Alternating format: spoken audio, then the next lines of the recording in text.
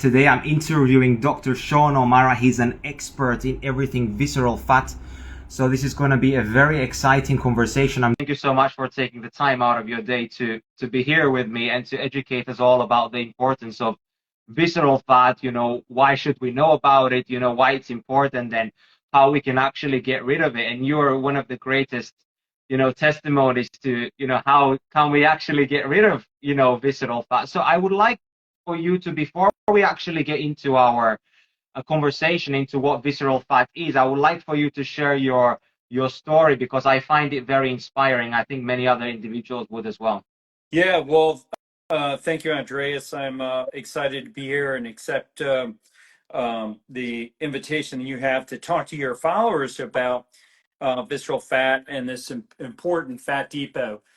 My own background is I'm a formally trained emergency medicine physician. So my specialty was taking care of emergencies. And my personality was really guided towards that. Any kind of I was an adrenaline junkie. I used to be a cop. I was a undercover narcotics agent. So I have kind of a mindset towards emergencies. So emergency medicine was something that naturally intrigued me.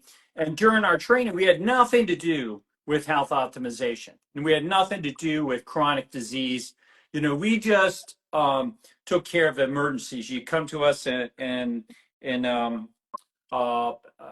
ER, we only paid attention to crises and real emergent kind of things. So my own background in medicine was completely opposite to where I ended up. But what happened to me was I was afflicted with disease, like many many human beings about the age of I'd say 35 to 45. I just put on weight, acquired multiple medical conditions, and then as a consequence of those disease processes afflicted me, I was taking tons of medicine, and I just by chance bumped into somebody in a hospital fitness center, and they told me to change my diet to lose weight, and so they made some recommendations, but many people, get dietary recommendations.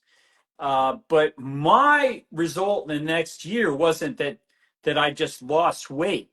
And I didn't really lose that much weight, but I lost a lot of belly bulge and fat in the wrong places. And my whole life changed. And then I noticed that all my symptoms that I was taking all this medicine for were completely gone. And I was no longer I was no longer having any of those symptoms, and everything in my life was improved. And I thought, how can this be from a dietary change? So, we're talking complete reversal of benign prostatic hypertrophy, where I was peeing 5 times a night and urine would just dribble out of me, out of my body, just dribble, and to shooting like a stream, like a teenager again. And that doesn't happen with most dietary interventions. So what happened with me is that I did a few things that were really key, and I'll just tell your audience about it so that they could at least consider and hopefully do. And that was, I cut out carbohydrates. Gone. I just ate fat and protein. At the time, I was eating then a paleo diet. It was around 2009, and so I just ate paleo. So I ate foods in whole form. I cut out all processed foods whatsoever, and then I introduced for the first time in my life fermented foods. I previously hated them. I had nothing to do with them. I despised them. I despised them in other people. And so for me to adopt those was quite a big change, but I did, and I started eating very small amounts with the food that I was eating together, chewing them together. And then I got outside more. I got sunshine. I started sprinting, and I started doing like push-ups and pull-ups and things like that. And my whole life changed. So everybody knows about, the guy or girl that goes keto and then gains it all back. the person that goes carnivore, tried it for a while, it didn't work for me, all these kind of things. So really the difference is that I like to tell people is you need to do what I promote now called the living carnivore diet. And the living carnivore diet is eating meat along with living microbes. And so that's where the fermented foods come in. And our ancestors ate this way. That's the big difference. Sean Baker, all the carnivore types, I'll be on Sean Baker at the end of this month. I'll talk to him about it. They all just promote eating meat. And listen, they're getting great results because you're getting off of processed foods and you're getting off of, all of the other things that come in with that, and you're changing your lifestyle. Yeah. But you're still not eating the way and getting the same benefits that our ancestors did when they eat the meat. So for the most part, what they're eating, everybody, is sterile meat. Our ancestors had anything other than sterile meat. Yeah, it was raw. They would, be hunting an animal. It would be a gruesome, kind of situation. Yeah. And they'd have the hide, and all the microbes in hunting that animal would be on their hands and get on the meat. And so there'd be transfer from the microbes off that animal's carcass, its hide, to the meat, and they'd be drinking living water, something that we almost never drink today. If you're drinking bottled water, it's dead water. If you're drinking water from your faucet in your home, it's dead water unless it's well water. And so you really need to get these living microbes in you. They facilitate digestion and they optimize your health. So the living carnivore diet is the consumption of microbes, living microbes, concomitantly, meaning at the same time you're eating meat. And so that's what I promote now. Fermented foods, eating yogurts, kefir, kimchi, sauerkraut, foods that are fermented, which is a natural form of processing that actually improves the food and makes it better. So it's a great addition to anybody's diet. And I work with vegans that don't want to cut out carbohydrates. They don't want to eat any meat. And so I get them eating fermented foods, and it dramatically improves their health. And the bottom line is, what I like to talk about is bringing awareness to fat, the special type of fat, special fat that's in your body. Yeah. There's really 4 kinds of fat that are bad that you need to be aware of, and 1 kind that's good. And generally, if you're listening in your audience, they all feel like all fat is bad, and they kind of lump it together. Yeah. But the 4 are way worse than what you think about fat being bad. And the 1 good fat is way better than you understand. And so what I mean by that is you have got to know the difference between these types of fat. Okay. And that's precisely why humans are stuck in the paradigm of just continuously getting worse, because nobody's really measuring and focusing on what they're supposed to. What are they focusing on? Laboratory values, and mostly cholesterol. And it's all downstream to where things go wrong in the beginning. Yeah. The first expression of things going wrong is actually this fat, deadly fat in your abdomen, deadly fat around your heart, deadly fat in your muscles, where your muscles actually begin to marbleize like a steak. And, people go to restaurants and grocery stores and they're buying that marbleized meat, not knowing that it's diseased meat, and never imagining that it's happening to their muscles, that their muscles are being replaced with this inflammatory fat, decreasing its performance and causing inflammation and making that muscle shrink away. So guess what? If you're listening today, when you're 80 years old, or maybe you're 70, you're not going to be able to do this.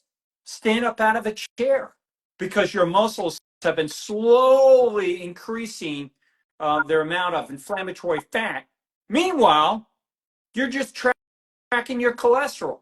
And that's the problem with medicine today, is that the curriculum in medical school has been hijacked by profiteering elements. And so it's time that physicians stand up, get some gonads, and start talking about visceral fat instead of this nonsense cholesterol.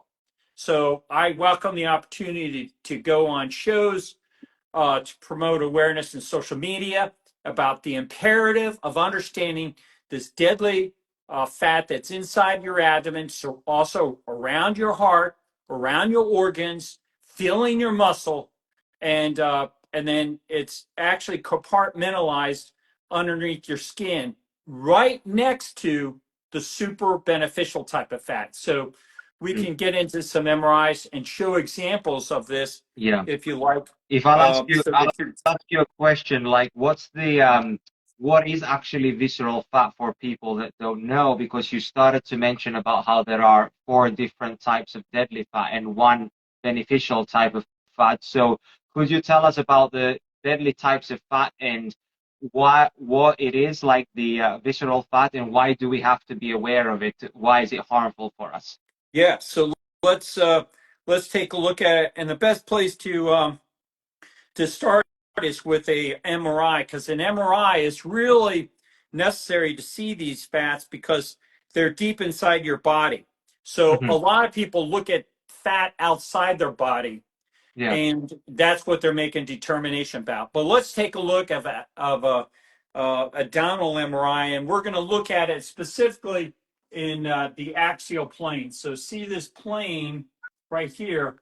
We're going to take a slice through the abdomen, just like you take a buzzsaw and cut somebody's body in half. You're looking at this particular slice here. So this person is laying down on a bed is going in a table that moves into the MRI scanner. They're staring up at the ceiling of the room, and they're laying on their back. So this is their back muscles that they're laying on. This is their abdomen, where their belly button is. And on an MRI, fat is white. So anytime you see white, it's going to be fat, or maybe some liquid water. Hmm. But muscles are dark. So we can analyze, and you should pay attention if you're watching this and learn about it, because we can actually analyze these fat depots. So this is a MRI scan. It gives good resolution. It's, by the way, the very best way of assessing this kind of fat. I do not recommend a DEXA scan. It's not nearly as accurate. And more importantly, it just gives you a number. And if you really want to prove, you want to look at your disease process. You don't want a number about it. You know, numbers don't improve you or harm you the way using your senses. So you want to gauge disease by hearing it, smelling it, tasting it, feeling it, seeing it. The more you have neurologic involvement assessing yourself, the better you can really engage and improve yourself. So if you just track your numbers, you just spin around like this. And nobody gets better with cholesterol, one, because it sucks as a metric of health.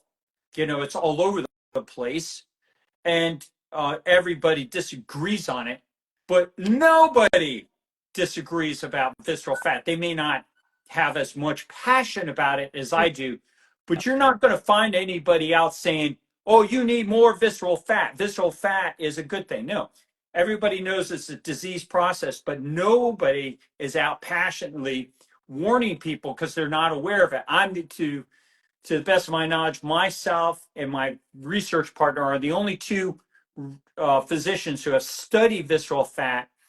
There was one other physician who studied it down in the CDC. He just about went crazy trying to warn people about it. Nobody would listen to him.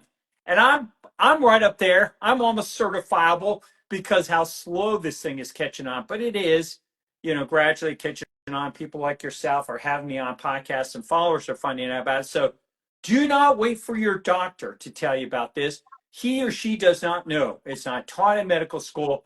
So we're going to teach it to you now. So visceral fat is all this white stuff in the middle of your abdomen. So guess what? If you're listening today and you're above the age of 30, the chances are you're mostly deadly inflammatory visceral fat in your abdomen more than anything else. And it's causing inflammatory molecules that travel and spread throughout your body and are ruining your health and destroying your quality of life. And I know of nothing more important that improves a human being faster and better than the elimination of visceral fat and these other fat depots. So we'll talk about these other 3 fats too. But the good news is you really only have to talk about one, because if you get rid of the one, the other 3 go away. Nice. And if you increase the one, the other 3 increase as well. They're all related. It's all an expression of disease that you can see. So visceral fat is the first one. The second one is muscle tissue shows up as dark, but the way your muscles should appear actually should look like this hemorrhoid down here. These are the muscles. Do you see how dark they are? These muscles have no white in them at all. But look at the white inside these muscles up here. And so what happens is visceral fat and the process behind causing it also causes fat to be deposited in your muscles. Those are the muscles in your abdomen. A lot of people don't realize you have abdominal muscles, but you do. I mean, the big ones that people readily see are 6-packs. Yeah. So, and that's where these are right here. By the way, that's the belly button. That's why it's kind of got that divot in there, so you can see where we are. And these muscles are the back muscles, and they have a Latin name called erectae spinae muscles. They keep the spine erect. Yeah. Well, guess how good those muscles work when they start getting this infiltrated with inflammatory fat and replacing them. They don't work well. They get stiff. And then you look like this. Yeah. You get it bent back. So if you're listening right now, go talk to your doctor and say, hey, what question? I like standing tall, and I saw this old man bent over and this old lady bent over, all hunched over. How can I avoid that? You know what they'll say? Well, it's just part of old age. They don't know. They don't know. The simple reason, the simple explanation to avoiding that is don't let the fat go into your back. That's what you got to do. And you don't want the fat in not only your back muscles, but your obliques. Yeah. I mean, your muscles everywhere in your body. So what people don't realize is that the correlation between this fat to visceral fat. So we started scanning abdomens and scanning people's legs at the same time. Yeah. So the guy with this is his visceral fat right here, that tiny little bit there. Look at this. Now, if nobody probably watching today is a doctor, been in medical school, but you can see there's a lot more visceral fat white stuff than there is in this guy here. And if you pay attention, these are the core. The core are some of the most important muscles you have in your body. Yeah. They connect your lower. It's the only muscles, the only connection between your lower extremity and your upper extremity, right at your hip. It connects them. And so, look at the distance between the core and the 6-pack has a very interesting correlation to health. The more distance, the more propensity for disease. The smaller the distance, the less propensity for disease. So look, this guy's core is touching his 6-pack. That's the healthiest abdomen I've ever seen in my medical career. That's what you want. Before you get straight A's, before you make a lot of money, you want your core touching your 6-pack. Then you're going to stand tall, look good, function well, be a better influencer. Then you'll make more money, and then you'll do a lot more with your life. But they don't teach you that in school. They should be taught in kindergarten. So Absolutely. look at the small visceral fat and how this guy has almost no fat in his legs, and this guy here looks like he's become Wagyu beef. He's got so much of that marbleization. You know, it's Yeah. like human Wagyu, Yeah. Wagyu human. So if you're listening today, you want to get an MRI scan to take a look at this dangerous fat, visceral fat in your abdomen, and myosteatosis, human marbleization of muscle tissue. And the third fat depot that I like to tell people about is this fat right here, which is right lung, left lung. Right in the middle of your lung is your heart. And so look at the big chunk of fat surrounding this guy's heart. And then in 13 weeks, look how much it was reduced by just cutting out carbohydrates and processed foods. So these dangerous fats, once you change your life, your body will heal itself. Mm. But yeah, it's a big step. It's radical to cut out Yeah. carbohydrates, but radically good. It's like it's radical to stop drinking when the alcohol has caused so much disease inside of you and you're an alcoholic. Yeah, that's a radical change. But it's a badass biologically super optimizing change in your life to do that. And so that's why I get people off of carbohydrates, eating healthy meat, healthy protein, healthy fat, and improving those, eliminating, not improving, eliminating those deadly fat depots. So heart fat, muscle fat, and visceral fat. The fourth one is very important too, and a lot of people don't know about it. But love handles. So Okay. this is your back. These are your love handles. So that big fat pad you can feel sitting above your butt, Hmm. and your back. And what I'm going to what I draw attention to is, see that black line, Andreas, Hmm. and it's also over here, this black line. Well, that's a membrane in the smack dab in the middle of your subcutaneous compartment. So Mm. it separates subcutaneous fat into two types of fat. So if nature's putting a membrane in there, it's because it's really important. Scarpa's membrane, Scarpa's fascia differentiates and compartmentalizes the deadly deep inflammatory subcutaneous fat from the super beneficial superficial subcutaneous fat. So you need to understand those two compartments. They're very, very important to understand the distinction there. So uh, you do not want to have deep subcutaneous fat, but you will always have a lot of it if you have a lot of visceral fat and myosteatosis. Mm. And if you have very little of it, you'll have very little muscle fat and very little visceral fat.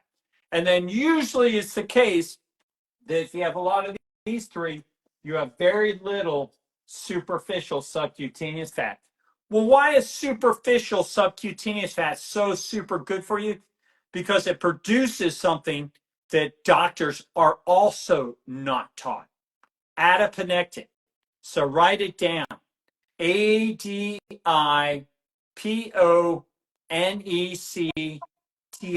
It's spelled just like it sounds. And go to Google, go to ChatGPT, and ask Google, what are the benefits to adiponectin? Ask ChatGPT that, and you'll find it protects you against heart attacks and strokes and neurodegenerative conditions like MS, Parkinson's, dementia, Alzheimer's. It protects you against fatty liver disease. It protects you against diabetes. It protects you even against obesity. It's a type of fat that keeps you from becoming obese. And why in the world aren't they talking about it? Because they don't want you to know about it, because disease goes away when you know about it, and they can't make money off of you. But it's that simple. They don't want you to know about adiponectin. They don't want you to know about these bad fats. So you lucked out by tuning in today and following Andreas and getting this getting this introduction. I really appreciate it. Thank you so much for breaking that all down. I think it's super vital for people to understand the differentiation between the different type of fats as well, because automatically people assume that, you know, what is basically right under the skin is actually what is actually the most harmful for them. But in reality, it's way more complicated than that. And as you mentioned, it's more ideal for individuals to go and get an MRI scan to really actually see what's going on. I've heard you talk about on other podcasts that people who may have a six-pack may even have a high amount of visceral fat. Can you tell us, like, how does that actually happen? Maybe you can tell us, how does one develop visceral fat in the first place? Like, where does it come from? What kind of lifestyle factors contribute to visceral fat accumulation? Yeah. So first we'll look at this bodybuilder here who has a six-pack. You can see it, right? Yep. That's their abdominis rectus. But all that white, they have elevated amounts of visceral fat surrounding their organs. They've got big muscles. So their muscles are way bigger than this guy's muscles down here. They're both the same age. So what this tells me is, because he has big muscles, that visceral fat hasn't been around as long. The longer the visceral fat is around, the more shrinkage, the more atrophy that occurs inside those muscles. So all that white inside, you shouldn't look like that. You should look like this. You know, you should be all really, really dark. But this guy has an elevated amount. This guy has more. But let's look at this guy right here. Even though, you know, he's got that elevated, look at his body. You'd think that guy would have no fat, but he's got that elevated amount of visceral fat because it's invisible obesity. You can't see it, so it hides from you. So you don't want to have a mindset of a bodybuilder where it's just muscle at all expense, because they're actually, you know, a lot of them are abusing insulin for its insulinogenic effects, which lead to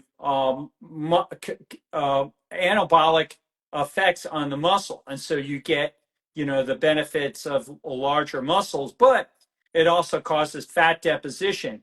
And so you get more increased visceral fat, myosteatosis, fat infiltration of those muscles. So it's really abusive. I do not recommend anybody taking gear, hormones, steroids, drugs, performance enhancing substances of any kind. I had a bodybuilder, you know, a real professional bodybuilder, Chase Irons. You can see him on Instagram. He's a masked guy. He's got, you know, a huge build, but, you know, he said body dysmorphia is a real mind fuck. That's what he used in his term. And so that's not my term, that's his. But basically, when you got body dysmorphia, it messes with you, and you think everything is all big muscle. And another form of body dysmorphia is anorexia. So it's all like no muscle, no fat. And then you have dysmorphia, obesity dysmorphia. Nobody really talks about it, but it's like people become comfortable and even, you know, chase obesity. You know, there's chubby chasers and all sorts of weird kind of dysmorphia out there. Yeah. And what you want to be is Tarzan, kind of right in the middle with this beneficial, superficial, subcutaneous fat that you have. And so I don't mind. I'm an MD. I'm an MD researcher. I take my shirt off and I'll show that off. So I have a beneficial layer of fat on me. I'm 61 years old. I've never taken steroids. I've never taken any hormones. I'll tip my camera down just a little bit so you can see my. So you can't really see a six pack. I got a nice shape, but look at that sub-Q fat. I keep that layer of sub-Q fat on me because I'm a researcher and I want to diminish my propensity for having a heart attack or stroke or diabetes or you know, any kind of disease process. So, you know, eating this way, I hardly exercise. You look like you exercise a lot, but the truth is, my exercise strategy for the past about 15 years has been about 15 minutes once every 3 days. So I do very intense exercise in a very short period of time, and I shamelessly stole that from nature. That's what goes on in the animals in the wild. Animals are like perfect shape. There's just one species that roams the earth that's not in perfect shape, that's riddled with disease. Chronic disease does not exist in nature in the wild. So I promote natural strategies, and I do so because it was the starting point. We recognized they didn't have disease, and so we said, what if we took humans that have disease and had them live more like the animals in the wild, more like what we did ancestrally during Paleolithic time periods when we didn't have modernity and all the civilized food and things that we're getting into processing. Yep. And what we found when we studied that technique, that model for the National Science Foundation, is fat around the heart, deep visceral fat, fat within the muscle, and deep subcutaneous fat, all left. They were eliminated in the body, and with it, every single form of chronic disease that 6,000 people had either went mostly away or completely away during the time in a proportion to how long and how much they eliminate visceral fat. So it's dose dependent. That there's an inverse relationship. So the more you get rid of visceral fat, the more the disease process goes away. So it's now my lifelong passion to eliminate the biggest threat to humanity, which is chronic disease. Nothing costs us more money. Nothing do we spend more money on, waste more money on. Nothing reduces productivity in companies more, and nothing reduces the quality of life of humans more, and nothing kills more human beings than chronic disease. And yet nobody's talking about it. But that's the strategy. Let's talk about climate change. Let's talk about cholesterol. Name one person who died, or name one person the opposite that improved their lives when they started to get control of climate change, or when they got they optimized their cholesterol. Nobody improves. Nobody goes around and says, "My God, that's it, man. I got on statins and I got my cholesterol down. Eureka! My God, I feel great." Doesn't happen. But if you get rid of this dangerous fat that's around your heart, this dangerous fat in your abdomen, this dangerous fat that's laying down in your muscle, then your whole life changes. Nothing in my 30 years of practice in medicine have I seen improve human beings as much as getting rid of these dangerous fat depots. That's awesome. Yeah, and you mentioned also about living an ancestral lifestyle and how that was actually helping us, go back to our healthy selves. And something that I tell people all the time is that when we go back and these days with biohacking, we are trying to mimic what we did in our ancestral life, right? Trying to get as much, sun exposure as we can, trying to ground as much as we can, trying to eat real food. That's basically just going back to being human, right? Because being human, it just means to be healthy in my eyes. Like if we were living as primal human beings as we are supposed to, it just inevitably means that we are going to be healthy. But if we are allowing ourselves to submerge ourselves in this modern reality that we have built, with artificial lighting, junk food, like processed foods, not sleeping, chronic stress, and all of these things that we are taking from the medical establishment, which are they are just patching the problem. They are not fixing the root cause, right? And then that's what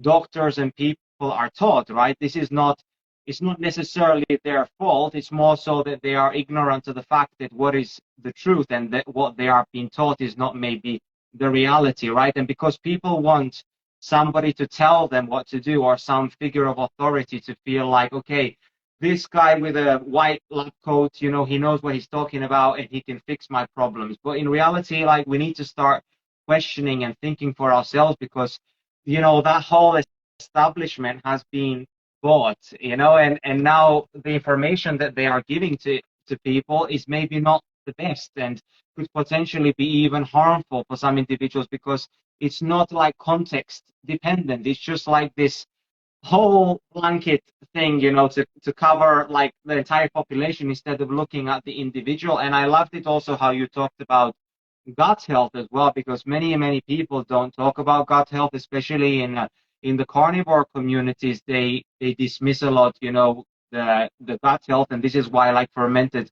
vegetables I think are super beneficial for us. And I love it also when you talk on different podcasts, you say how you love to touch fit people, and you try to avoid touching people who are overweight because that also enhances your own, microbiome, your own bacteria.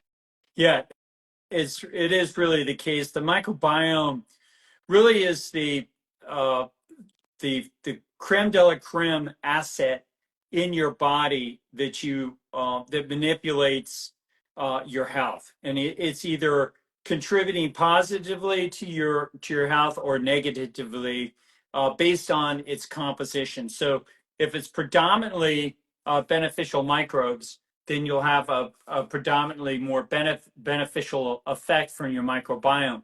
But if it's predominantly disease, then you have more of a disease effect from your microbiome. So the focus ought to be on our lives and our health to collect the single largest number of diverse beneficial microbes that we can possibly get into our microbiome while reducing the detrimental, harmful, bad microbes as much as possible, limiting our exposure to them.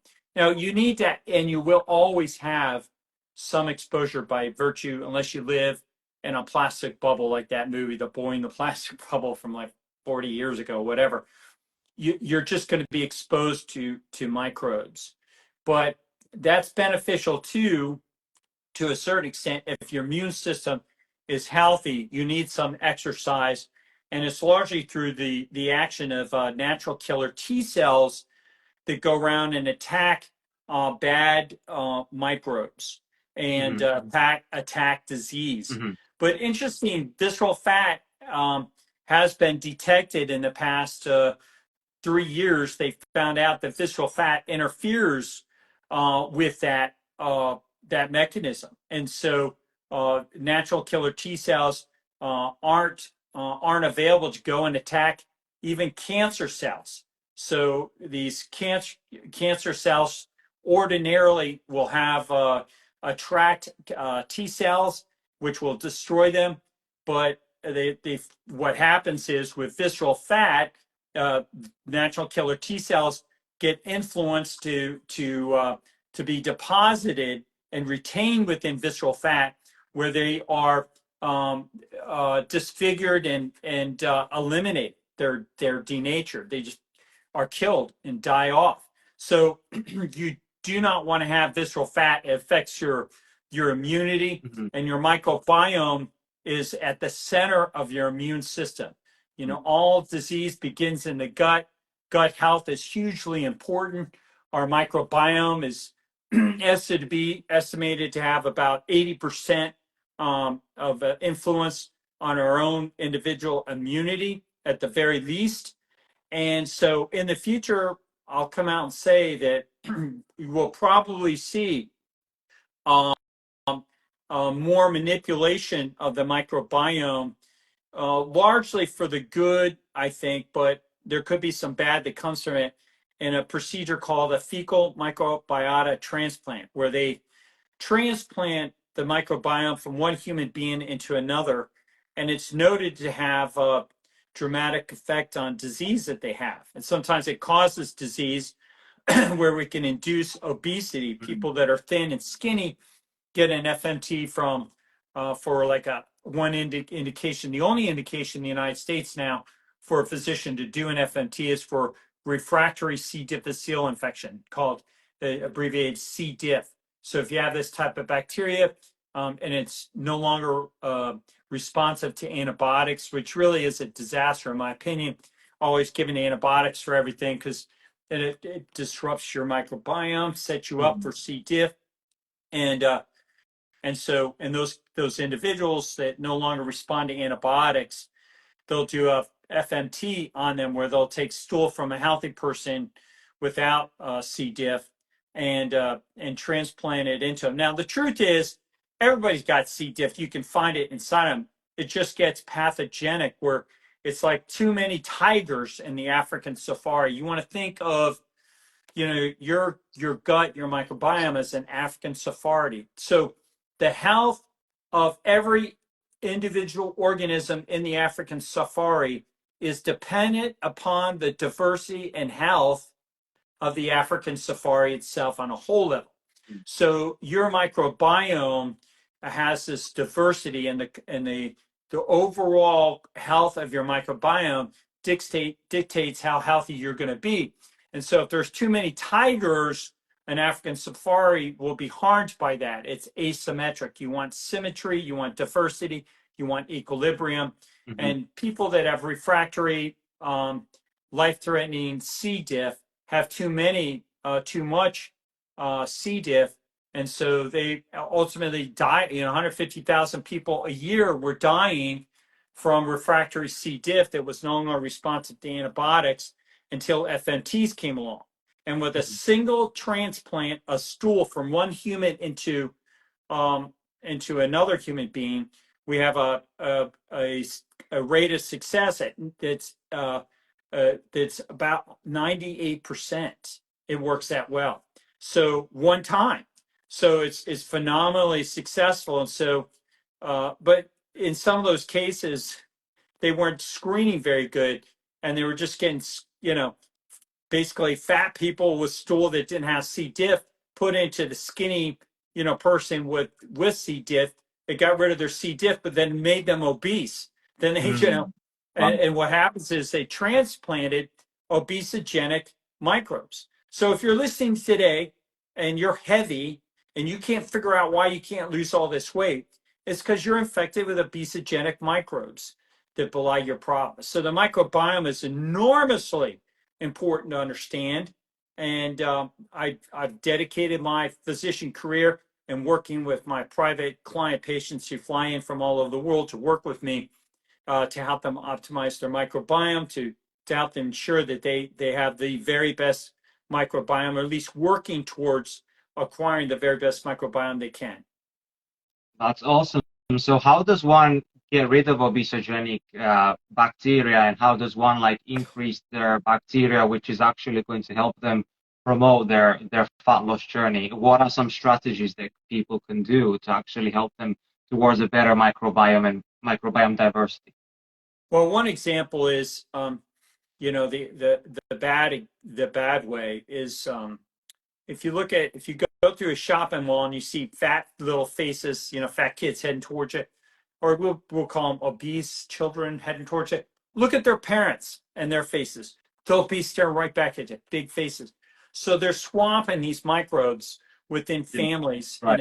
and it's also being swapped in schools. It's being swapped on handrails and shopping malls and elevator buttons. So you got to be on guard about these obesogenic microbes. But I get people to understand the role of the microbiome through the addition of the, initiation of the living carnivore diet, eating meat and fermented foods, and drinking naturally microbial rich water from natural spring water that you can find near you, and even drinking ocean water. What's interesting to me is I grew up as, in the surfing community, and I still love surfers. I'm not around a beach to surf the way I used to, but if you still go to surfing communities, the dedicated surfers, we're not talking about the guy who comes out once a year or the girl once a year, but the dedicated surfers, never fat. Even today, 2024, never fat.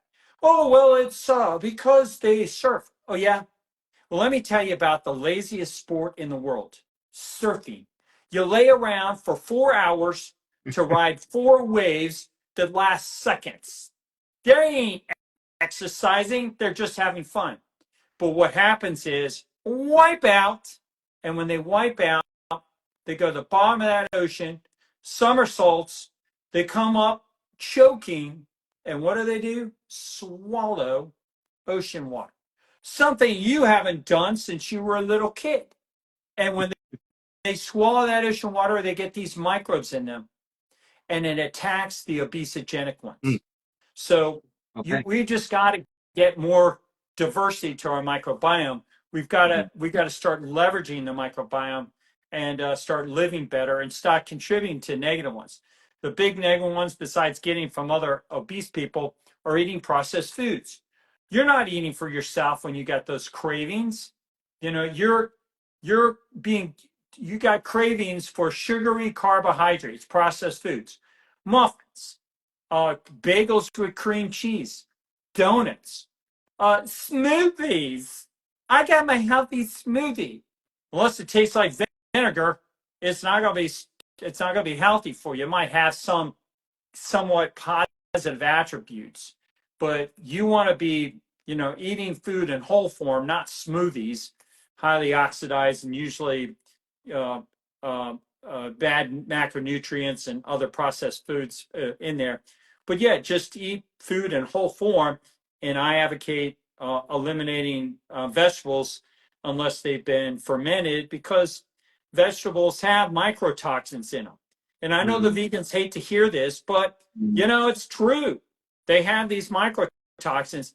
Listen, you're not going to die because you overdose on broccoli, but you're going to have this accumulative effect of these microtoxins over a period of time, and it's going to detract from your health.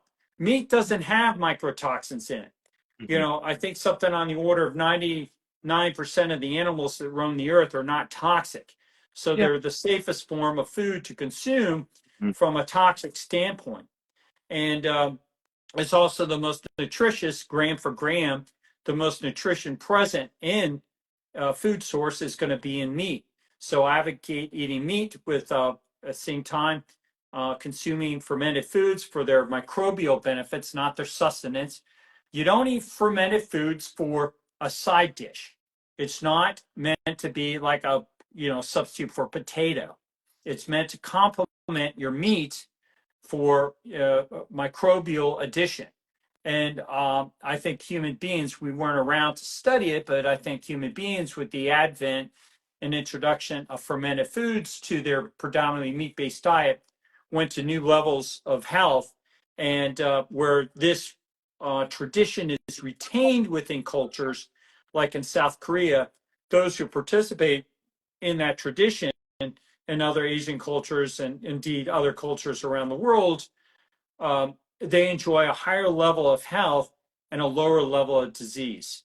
So really your lifestyle choices: sprinting, sunshine, using a sauna, cold plunge, all these stress hormetic activities, lifestyles that you can adopt and that you see going on have a positive beneficial effect on your microbiome. That's fantastic.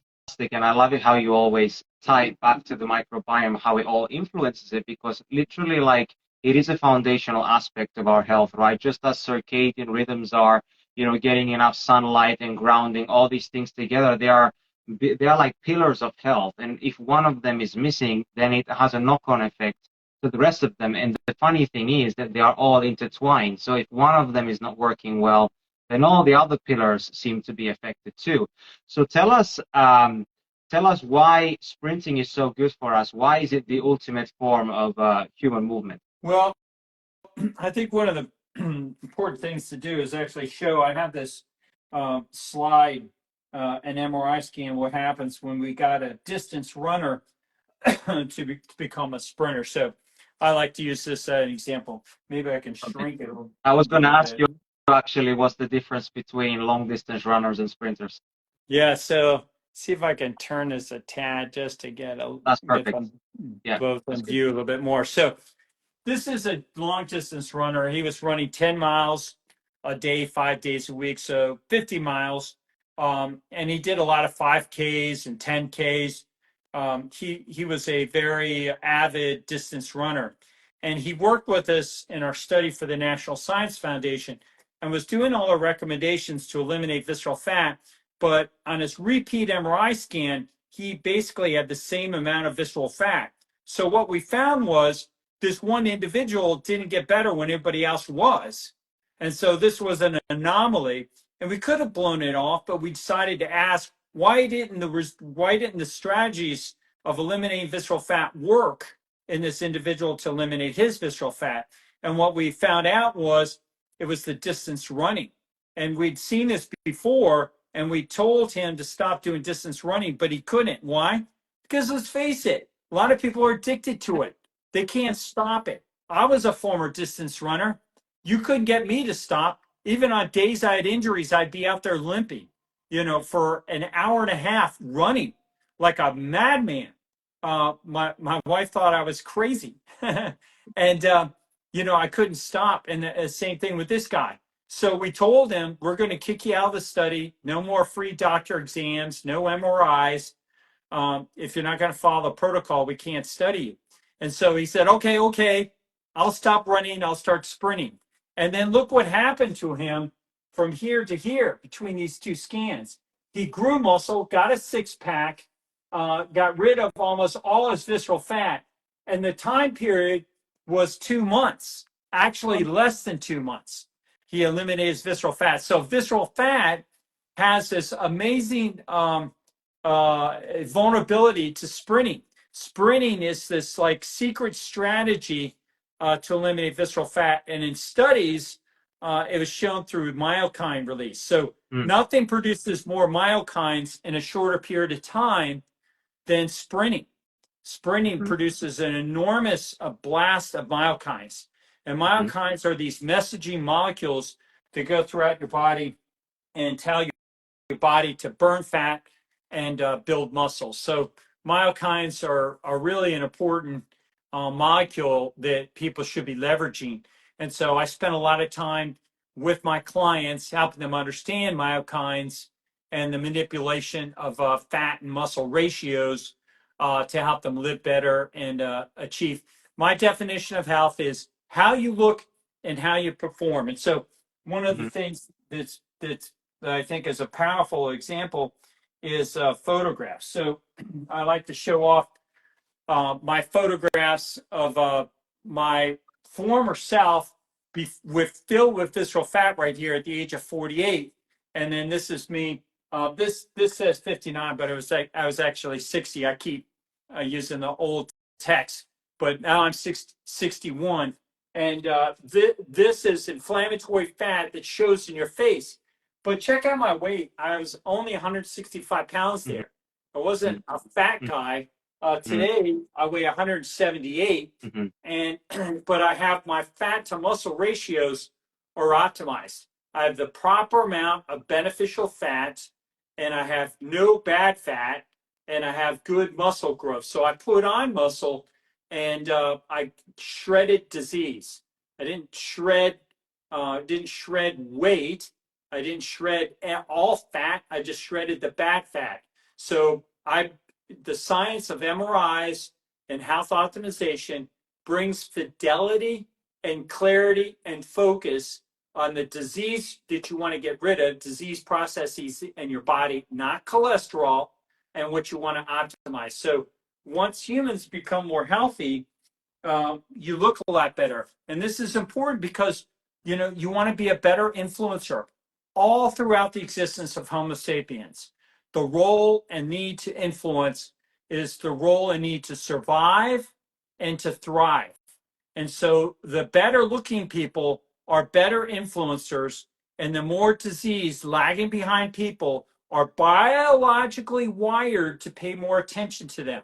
And that's why in commercials, you see attractive people modeling. But today, what they are finding out is when it comes to buying things, people feel, well, unless I look like the person that's modeling that, I'm not going to buy it. So now we're starting to see fat models.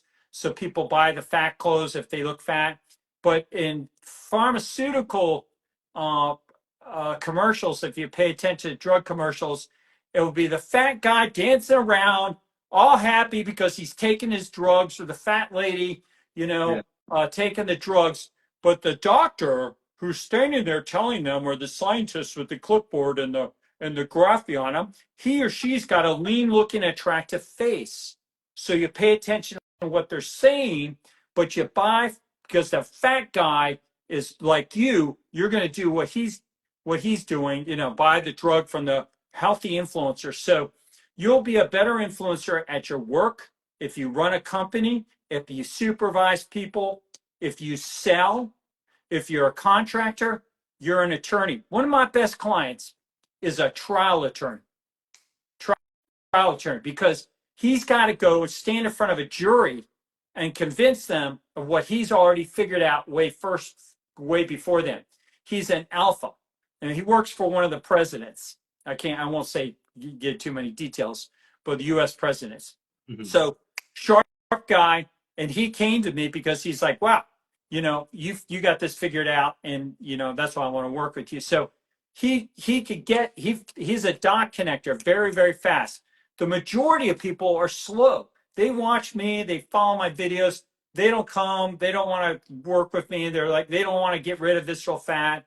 They want to go cheap, they want to try to do some cheap way of scanning or whatever, even though I go on and on while you want to do an MRI. Mm-hmm. They just are slow adopters. But trial attorneys, early adopters, they get things very quick. And so, and that's important to them. They got a livelihood. So don't pay attention to old doctors that look bad. Pay attention to old doctors that look good. Yeah. You wouldn't go to a dentist with all screwed up looking teeth. Why do you go to a fat doctor? My son had an injury from sports, and I watched this doctor have to take 2 swings to get out of his chair. He was so heavy. And I'm thinking, God almighty, how far the mighty have fallen.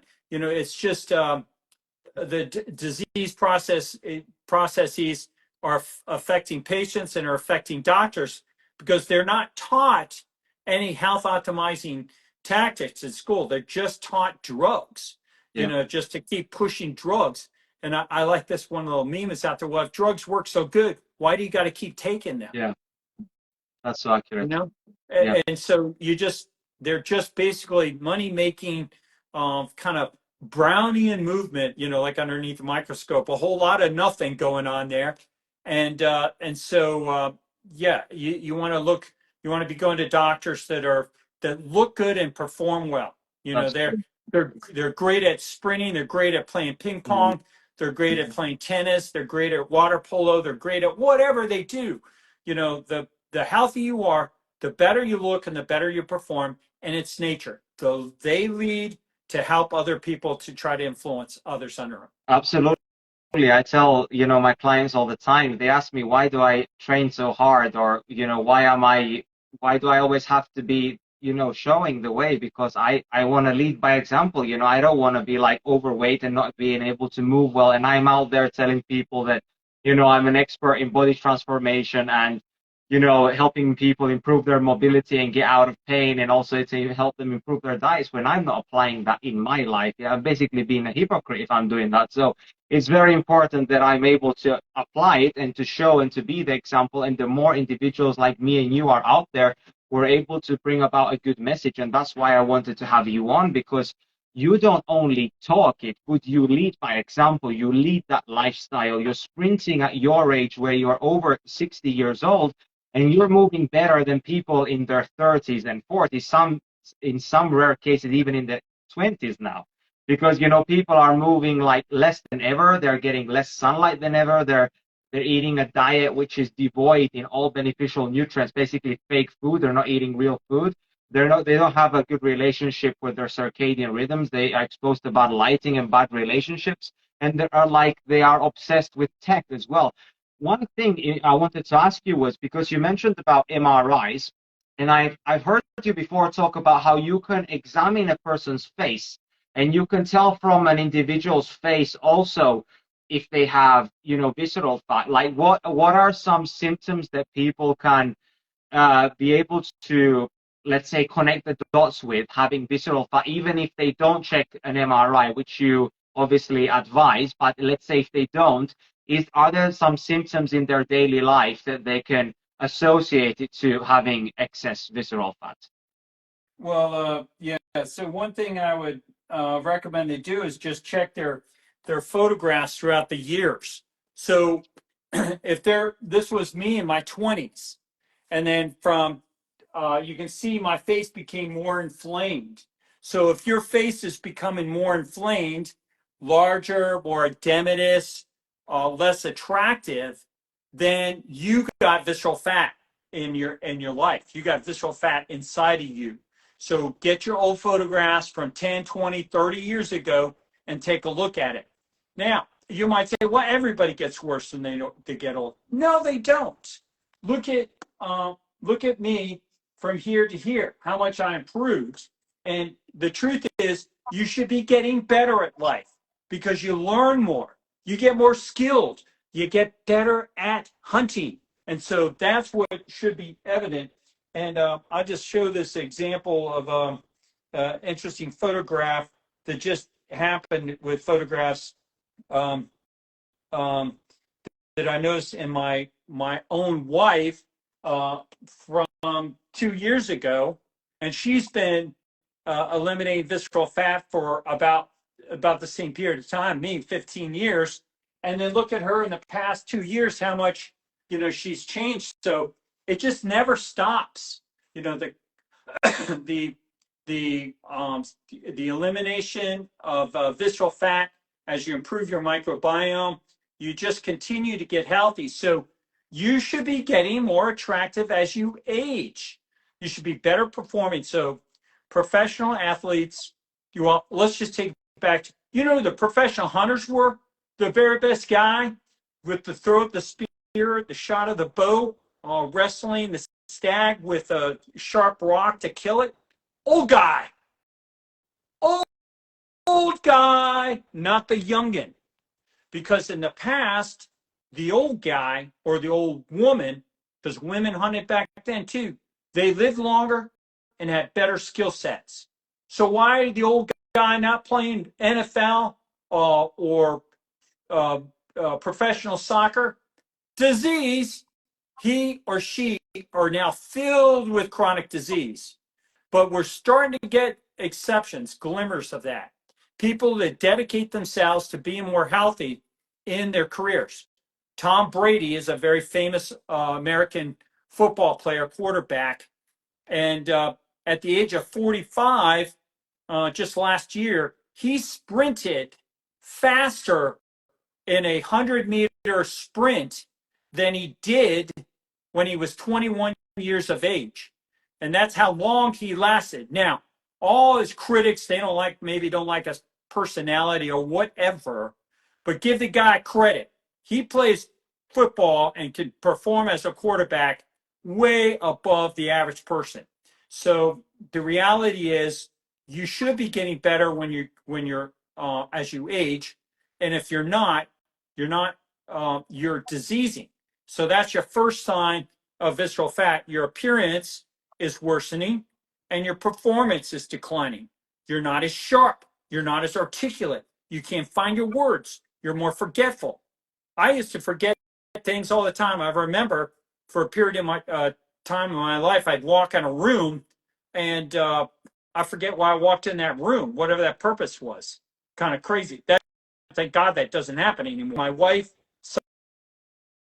something that I'd go back and tell her the same thing, 2 hours later. And that doesn't happen anymore. So yeah, if you're falling apart, you're falling apart because you're diseasing. And you're diseasing because you got that collection of inflammatory fat going on inside of you.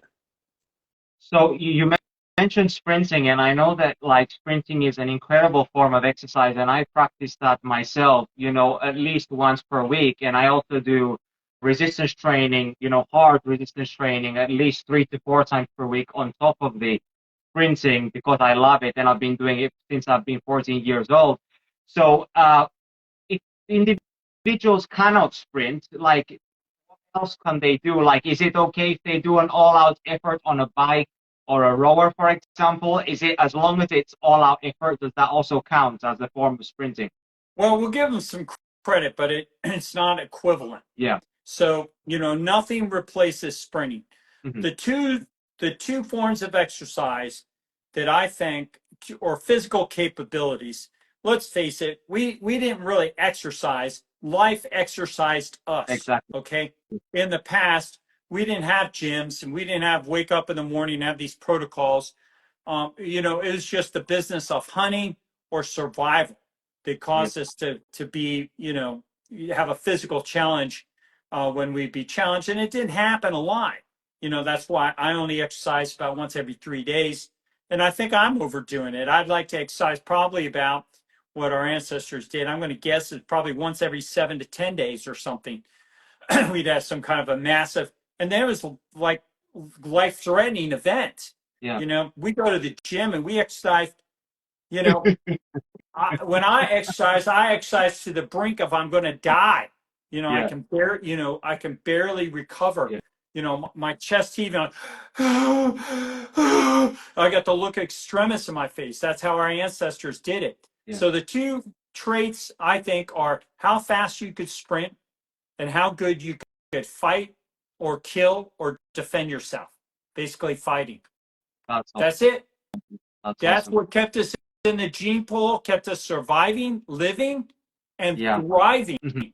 Not just surviving, but the better you were at those two things, the Mhm. better your quality of life.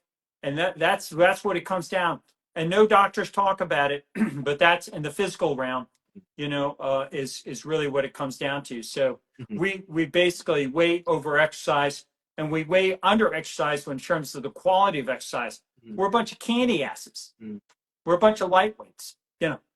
Oh, I can't lift anymore. Huh. Well, if your life depended on it, I bet you could squeeze out probably 5 more. You know, so it's that kind of a mindset Yeah. understanding. I've had lots of fights in my life as a cop. You know, I've, that's kind of the nature of law enforcement. You got Yeah. bad guys and bad Yeah. girls that don't want to go to jail. Uh-huh. But you know, I won them all. There's this one fight though that I didn't have anybody else helping me, Uh-huh. and it was the fight for my life. And that's where I got insights into my first life-threatening struggle, where I didn't think I was. I knew I was dying. I mean, it wasn't like, geez, maybe I'm dying. I was like, I am dying. I'm dying right now, and that that drove such a level of ferocity and intensity in me that I actually survived that one. And so a funny aspect to that story, how I survived, actually was this morbidly obese uh, woman who was 400 pounds, saw me fighting, and came and sat down on top of that criminal. Huh. And it allowed me. Obesity saved you. I know. Saved by the fat lady. God bless her soul. Yeah. I hope she's still alive. So, you know, and then I could hear the sirens coming. Eventually, Yeah.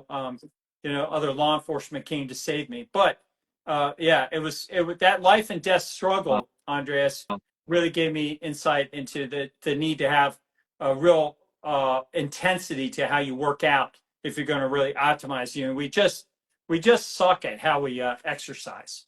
Yeah, and what basically all you mentioned there was pretty much like your story is very inspiring, and I just uh, connected the dots with how we lead our life, how we should be leading our life with intention, right? Like we shouldn't be just going through the motions in life and just going from one phase to the next phase. Like everything, because I'm a person who, when I do something, I either do it or I don't do it at all. So it's like I go with like intention, and if there's no intention behind what you're doing, then don't expect to change. And this is something that I'm teaching and preaching my clients all the time, that if you actually want to yield change, you want to change your outlook, you want to change your internal health so it reflects on the outside, you have to be intentional about every single aspect of your life, because it's not just the exercise, it's not just the nutrition, it's like everything, right? It's about the environmental pollutants, it's about the stress, like it's about all the things which are bombarding us from different directions, which we are not aware of, and we need to eliminate from our life so that we can actually be healthier as well. So how does I want to be respectful of your time. Do you still have time? I actually need to wind it up because I've gone over my Okay. my time period, and I got another commitment that I got to go Okay. to Okay. in Okay. seven Well, I minutes. just So I should wind up now. okay. Okay. So I I want to say thank you so much for taking the time to talk to us today, and I hope everybody really understood like why it's important to, you know, get rid of this visceral fat, why it's important to be aware of it, and also it's great that you illuminated some points for people so they can identify with it, so they know whether they possibly have it or not. And as Dr. Sean O'Mara says, you know, the best way is if you get like an MRI scan for you to truly see your situation rather than relying on other kind of lab testing or whatever, because imaging is able to actually show like what's actually happening internally. And one of the solutions that Dr. Sean O'Mara was saying was that sprinting is the ultimate form of movement, which helps to eliminate the visceral fat, increases our muscle mass and decreases our fat mass. So the ratio of muscle and fat mass is going, you know, is changing in a positive direction. And also the diet, which is extremely important, eating an ancestrally appropriate diet, basically what humans were supposed to eat. So eating bioavailable protein like fats, which are coming with the animal, and fermented vegetables. Is there anything else that I'm missing that we didn't cover for the Well, solution? there's a ton. I would turn people to my YouTube channel at DRSEANOMARA. I'm on YouTube. I'm on Instagram under the same handle, DRSEANOMARA. And I'm also on Instagram on the Alpha Bod, THE Alpha ALPHA BOD. Okay. And you can also find me on TikTok and Twitter under DRSEANOMARA. And or my website is just DRSEANOMARA.com. Or another website I have is growingbetternotolder.com. And you can work with my medical practice. We're the only medical practice in the world specializing in health optimization. And we've got MRIs down affordably now. So you can work with us. We'll help you get an MRI. You go to our website and get an MRI and work with us for 2 months online, weekly consultations. You know, we do that for $2,900. If you get your own MRI, you can do the same thing for $1,800 and be admitted to my client group for the rest of your life. Get to hang out with other people optimizing. And that's what you need. And if you're listening today and you're like, nobody wants to get healthy, and I do. Well, come work with me in my practice. You'll meet other people that do. And so it's a great medical practice. And we're looking for people that have that kind of a mindset to study, give them the best strategies. I have my very best strategies in there to induce people to come work with me. And we work with people all over the world. We'll help you get an MRI. We're not just in the United States, we're global. So we're ready to take care of you. That's beautiful, Dr. Sean. Thank you so much. So for everyone who is watching, who just joined the live now, I'll be resharing this on my page, and I'll also invite Dr. Sean O'Mara, so it'll be cross-promoted on both our pages, and I'll also upload it to my YouTube channel as well. So to make sure that everybody finds this valuable information, thank you for taking time out of your day, Dr. Sean, and I would love to do it again in the future. All right, Andreas. Yeah, I'll do it again, man.